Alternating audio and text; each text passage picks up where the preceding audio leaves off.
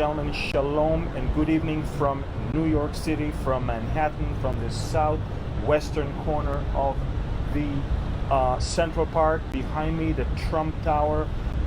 Demonstrations are over here of the environmentalists, I guess, because President Trump did not deliver today what they want. They want billions to be poured on reducing what they say 1 or 2 degrees of the climate to save the world.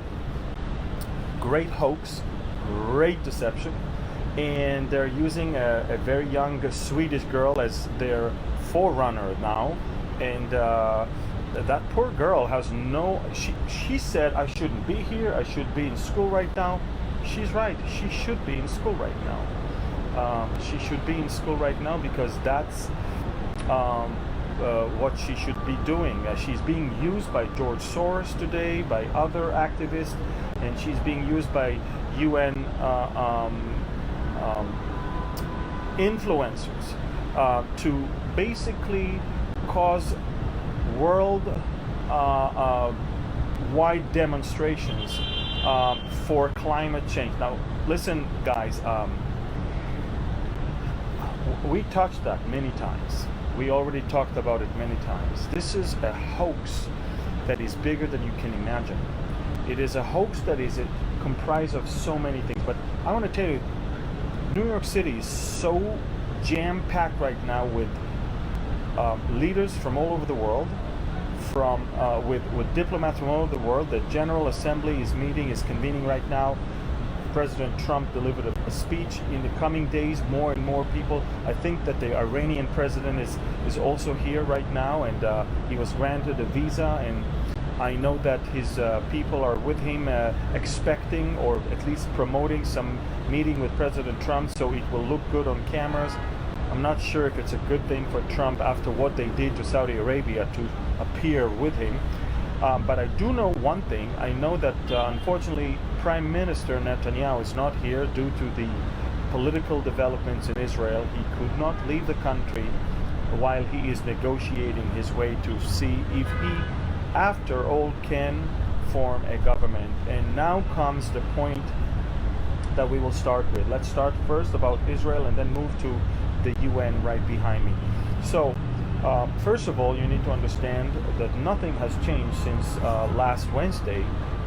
Netanyahu is not the leader of the largest party in Israel, and Netanyahu has no 61 seats that can secure a government. So these two things remain unchanged. And then therefore, the cards he's holding in his hands are not good. Now there's only, you have to understand, in Israel, I don't know if you can hear, there's a lot of demonstration down there. All right, I'll try to ignore them. I want to tell you that in Israel, we've got predominantly 4 political groups. We've got the right wing, we've got a left liberals, the right is conservative, the left is liberal, then we've got the ultra-Orthodox, and then we've got the Arabs, which are not Zionists, they're not even for Israel, they're more pro-Palestinian, they visit terrorists in the prisons, and they don't want Israel to be a Jewish state and all of that. Okay, so we have 4 groups, you understand? 1, 2, 3, 4. Normally, the right wing is, comprised of the Likud, and then there is the Orthodox right wing, and there is the secular right wing, okay? The secular was led by Lieberman, the Orthodox is led by a group called Yemina, which is right. What happened after the last elections 4 months ago, a chunk of the right wing, the secular one, led by Lieberman, decided that he's no longer naturally with the right, and boom, moved to the center and said, I'm sorry, but I don't want to sit in the government with the ultra-Orthodox. So the right wing that always formed the government with the Orthodox is no longer big enough because a chunk of it was just on its way somewhere else. And now what happened?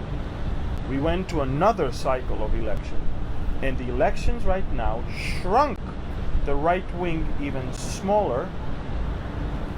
The secular right of Lieberman grew bigger, and the ultra-Orthodox stayed the same. Lieberman is right here, doesn't want to join Netanyahu because Netanyahu is a friend of the ultra-Orthodox. The left liberals only have the Arabs with them. They are about 43 mandates, and the Arabs are about 13. So it's about 56. Ladies and gentlemen, none of the sides without Lieberman can be more than 60. This is 56, this is 56, and Lieberman is 8. That is exactly the problem in Israel right now. No side can form a government without Lieberman. Lieberman says to Netanyahu, I am not going to sit with you if you sit with the ultra-Orthodox. Lieberman says to the left, I will not sit with you if you sit with the Arabs. So what does he want? He wants a unity or a government of the left and the right with him alone. That could have been possible. It's just that the left doesn't want Netanyahu to be the leader of the Likud with whom they need to sit. He boycotts the Orthodox. They boycott Netanyahu, and we got such a mess that no party can really join another one and form a government. So the president of Israel, Reuven Rivlin, summoned Netanyahu and Gantz, Netanyahu, the leader of the right, Gantz, the leader of the left, puts them together and says, you need to sit and talk. Netanyahu came, and so did Gantz, and they sit and talk. And apparently, Netanyahu says, look, I'm not going to abandon my allies, the right wing, the Orthodox right wing, and the ultra-Orthodox Jews. They went with me the whole time. This guy says, I don't mind sitting with your party, but I don't want you to be prime minister. So either someone blinks first and decides to compromise and not stick to his stubborn position, or we are going for a third round of elections in a couple months. That's the problem that we have right now. But what was the frightening thing of all? Suddenly, the left wing, which is calling himself center, but they're actually left, they need the Arabs in order to create a big enough bloc. And the Arabs said, we will support you, but we want to be considered the landlords here. We want to get security clearance. We want to sit in the top, listen, they want to sit in the top intelligence meetings. And you know they're going to go and give the enemy all the information. So all the Israelis woke up to see that they have created a monster. Now, Israel the Big is allowing a group of 13 members of parliament from the Arab parties to feel that they are a superpower. And now we are going to see what's going to happen. The president of Israel normally is receiving the leaders of all the parties, and they recommend who is the person that, according to what they think, should form the government. So far, 56 of the right and the ultra-Orthodox recommended Netanyahu.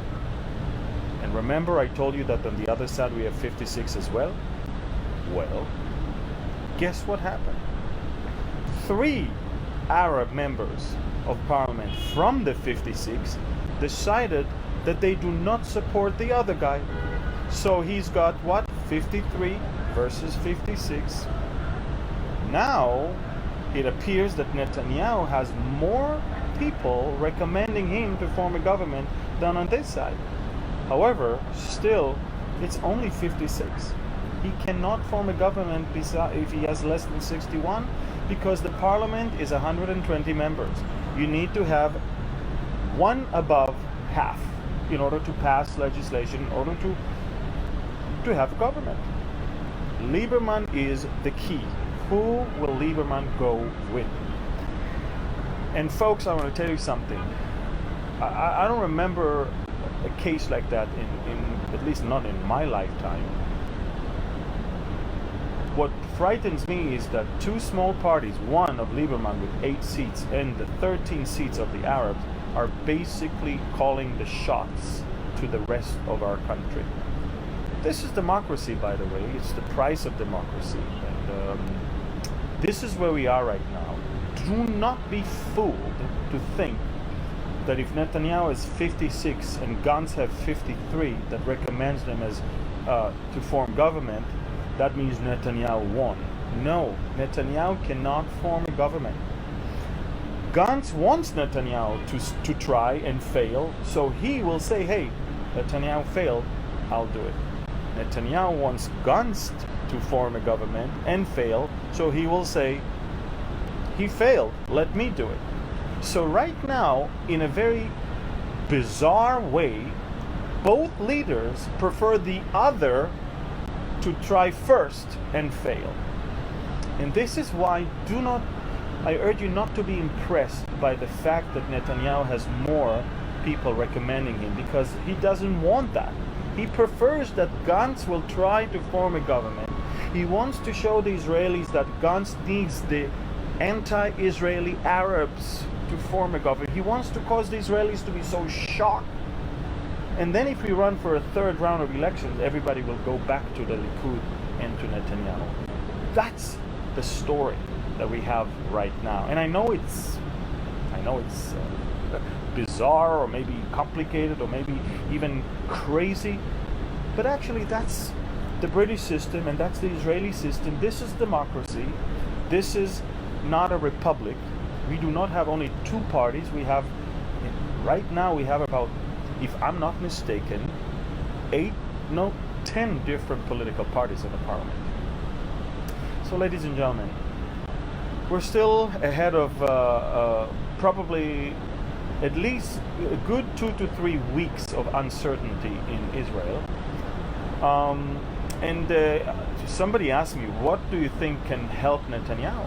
I said, A, a miracle, and B, if there will be any military confrontation in the near future and Netanyahu will be, sort of like the savior of Israel with a great decisive government that will lead for victory, something of that kind, maybe that will help for a third round of election to swing back all those people to vote for it. I'm not sure. All I know is one thing, ladies and gentlemen. The situation is far from being resolved, and a government is far from being formed. And as of now, there's an interim government, and there's a lot of challenges all around us. So this is it. Now let's move to the UN. President Donald Trump today delivered one of the most amazing speeches I've ever seen in the history of the UN. By the way, every year he is actually outdoing himself. Every year it's getting better and better. But this year is very different, because this year President Trump was more bold to speak about God and to defend Christianity and the persecution of Christians around the world, and he chose to have this topic as the main problem that America needs to deal with and to help with than all this climate change baloney. Now, when it comes to Christianity, nobody looks at the persecution. Nobody cares about the persecution. Actually, anything that smells like Christianity is being held as hate, but not hate against the Christians, hate against the rest, because Christians say Jesus is the only way, the only truth, the only life, so they are using hate speech. And you have to understand, President Trump today made it very clear that this country here, the United States, was founded on the principles of the belief in God, on the Christian foundation. And he made it very clear that the future belongs to the patriots, not to the globalists. And as a counterbalance to such a strong speech, a small Swedish girl is being used by the world here to paint the entire globe as, and by the way, to press lawsuit against countries such as France and others as the biggest problem of the universe right now. I'm about to post on Facebook a YouTube where you are going to see a professor, one of the founders of Greenpeace, a Canadian professor. You're about to see him interviewed about the scam of this whole global warming. You're going to hear it from an educated professor that understands that this is all scam to get more money and more budgets by those professors that are, trying to advocate for climate change. But he's also going to give you some amazing facts regarding how warming is actually good and not bad for places such as Canada, for example. Canada, as you know, is a country that is too cold, and that's why it has a tenth of the population of the United States, although it's bigger. So you're going to see an amazing interview. You're going to judge for yourself. By the way, just so you know, on Facebook, every time I post something against global warming or exposing the global warming, Facebook is actually flagging it as fake news. So I'm going to tell you that it might not be easy to post this thing on Facebook later on, and maybe even on YouTube, but I want you to fact check all of that and to understand what is going on here. The leaders of the world are, whether they understand it or they don't understand it, they're basically gathering here together against God and against His anointed one. I really want to urge you to read Psalm 2 and see that God is laughing at them.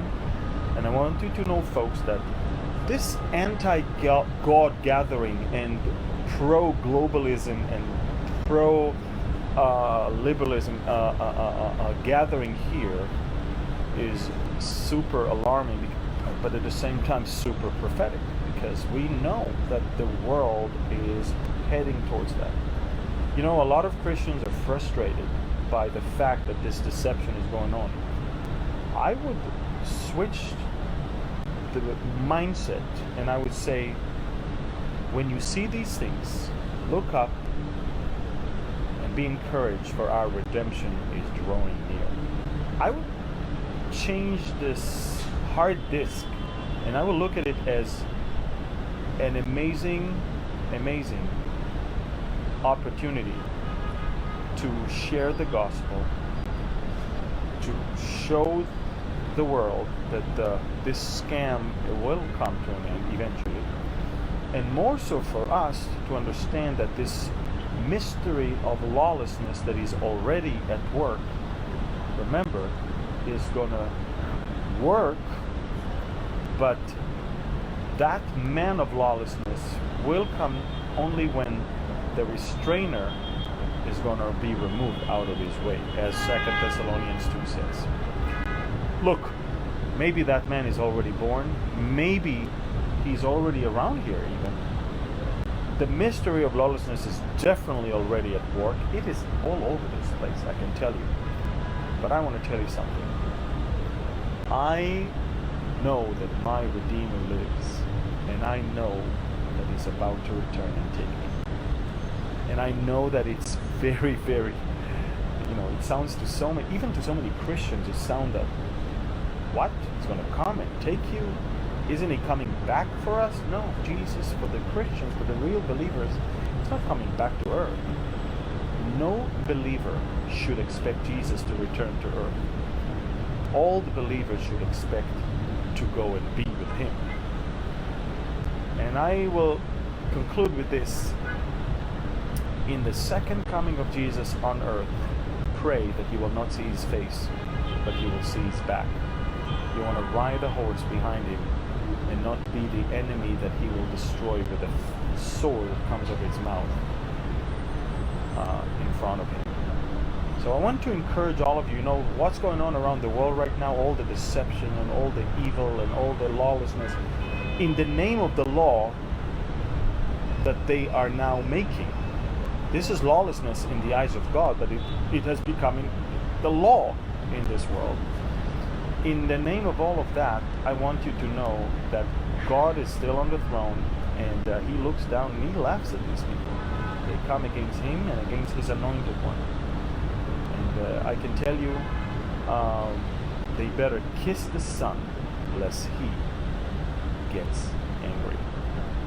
So I wanted to come live and explain to you the situation in Israel, because many of you are being deceived by the news. I also wanted to explain that what's happening in New York City today is more than epic, with an amazing speech of President Trump, the leader of the free world, that is completely in contradiction to the spirit of the rest of what's going on here with climate change, and using a young Swedish girl as the front runner because they've used all of the other cards. And I won't tell you, I'm going to post that link to that YouTube of the interview with Jack Moore, Professor Jack Moore from Canada. He's one of the founders of Greenpeace, and you'll judge for yourself how silly this whole thing is all about. Again, thank you for praying for me for the conference in Minnesota, and I spoke at the church, in Friendship Church, the Sunday following that. I'm heading home for the Feast of Trumpets, and I'm also excited about my upcoming trip to Brazil. Please subscribe to our newsletter so you can understand what's going on, because I'm telling you, the enemy will not allow me to stay on social media for too long. So go to beholdisrael.org and subscribe to our newsletter and our devotional. Also on YouTube, Behold Israel, Facebook, Behold Israel, Instagram, Behold Israel, one word, and Twitter, Behold Israel. I love you. Thank you. God bless you from Manhattan, from New York City. And if there's anything else that I think you should know, I will not hesitate to report on. Okay? Thank you again. God bless you, and good night from New York City.